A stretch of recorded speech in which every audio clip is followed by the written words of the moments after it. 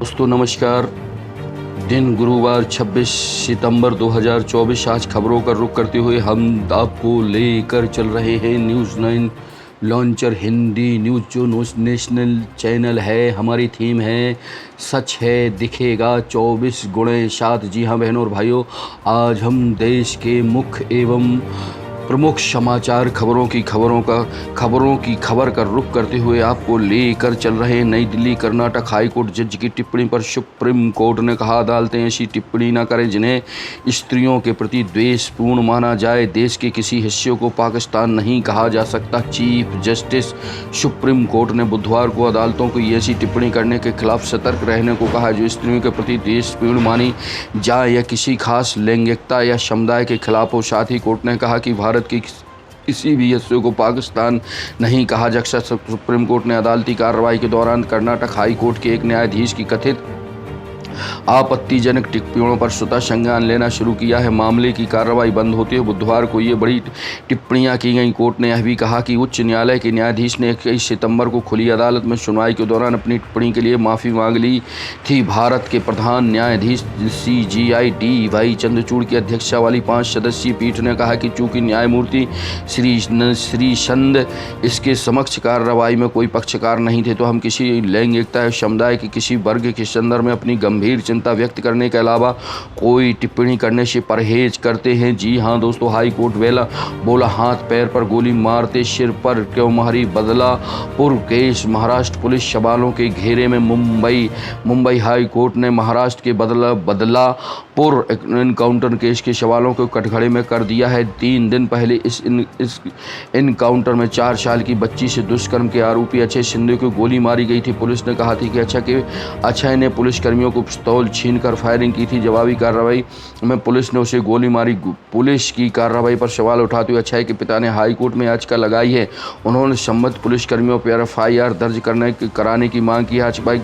याचिका पर सुनवाई करते हुए जस्टिस रेवती मोहिते और पृथ्वीराज चौहान की बेंच ने कहा कि इस पर विश्वास करना कठिन है कि आरोपी ने एक पुलिस अधिकारी से पिस्तौल छीनी और गोली चलाई। कोर्ट ने कहा कि यदि पुलिस सिंधी की काबू करने की कोशिश करती तो गोलीबारी को टाला जा सकता था।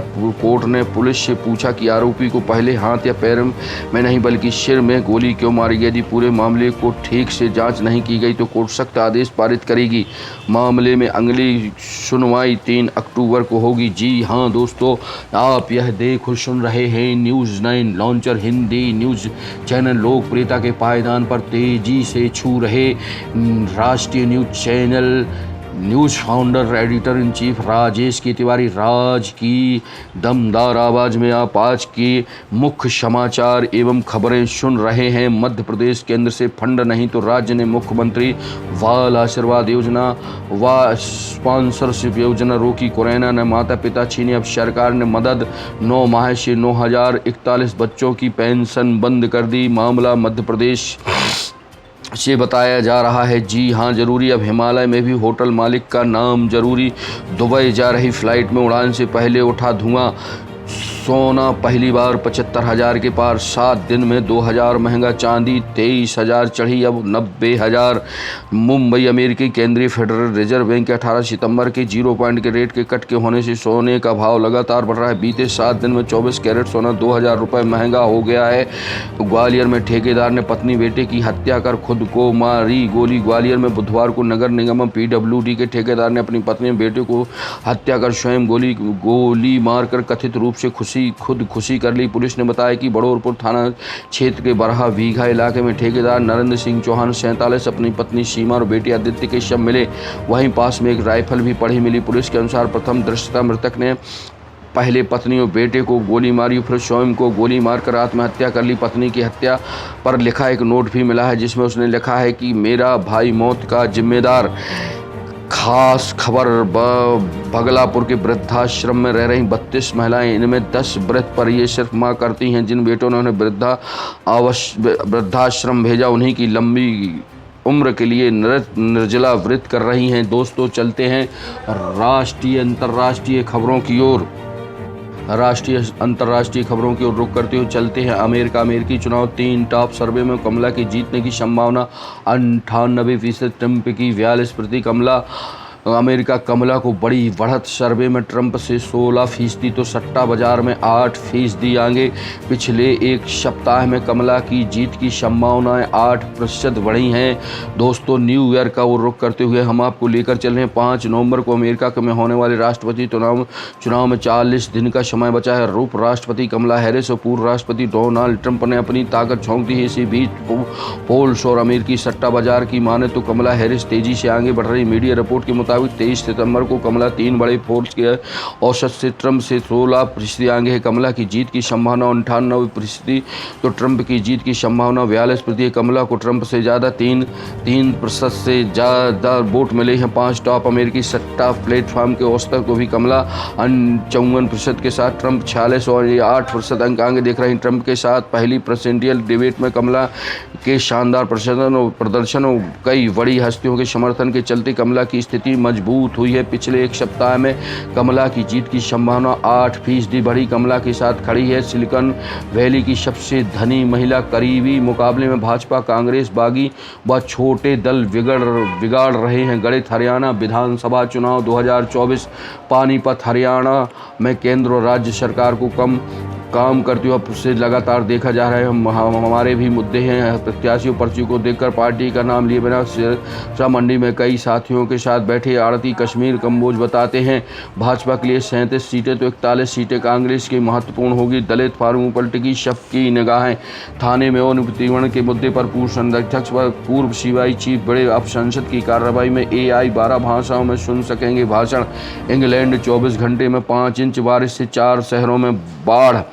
NCP नाम और चुनाव चिन्ह पर सुप्रीम कोर्ट में 1 अक्टूबर को सुनवाई। संजीवनी केस, केंद्रीय मंत्री शेखावत को क्लीन चिट। लड़की पैदा न हो इसलिए घर में ही गर्भपात कराया। मां की मौत, पुणे की घटना, घर में ही दफनाया भ्रूण।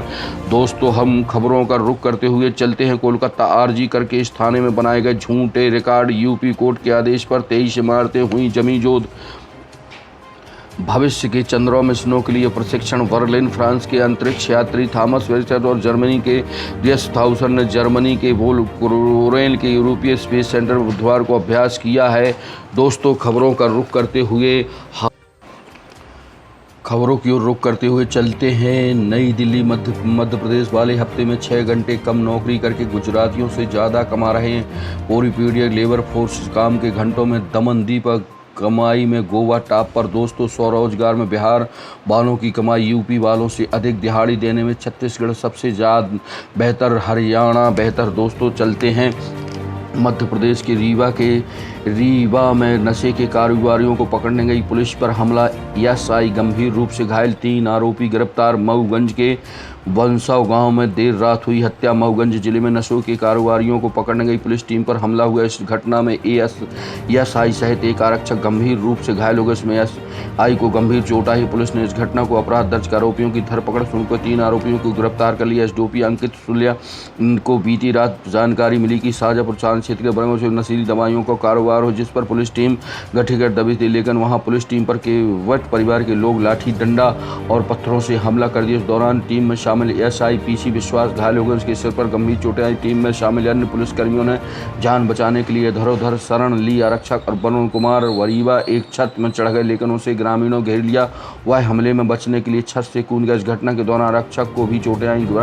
गाँव में देर रात हुई इस घटना की खबर लगती है आसपास के थानों का पुलिस बल मौके पर पहुंचा और स्थिति पर काबू पाया गया।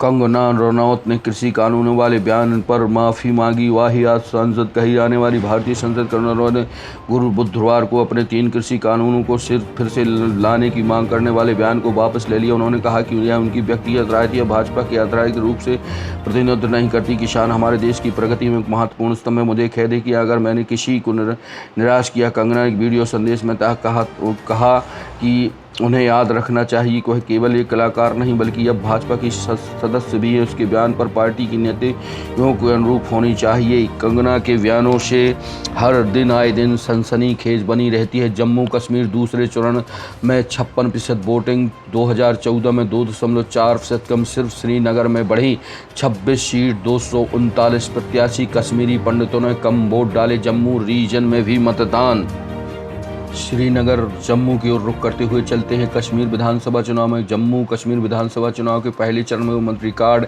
61.38 मतदान के बावजूद दूसरे चरण में मतदाताओं को जोश कम दिखा। इस चरण में 6 जिलों की 26 सीटों पर शाम 7 बजे तक 56.5% वोट पड़े। वहीं 14 के 58.4 के मुकाबले 2.43 तक कम रहा। हालांकि तब इन 26 में से 25 सीटें सी परिसीमन के बाद एक सीट नहीं जुड़ी है। मतदान का आंकड़ा बढ़ने की संभावना बताई जा रही है।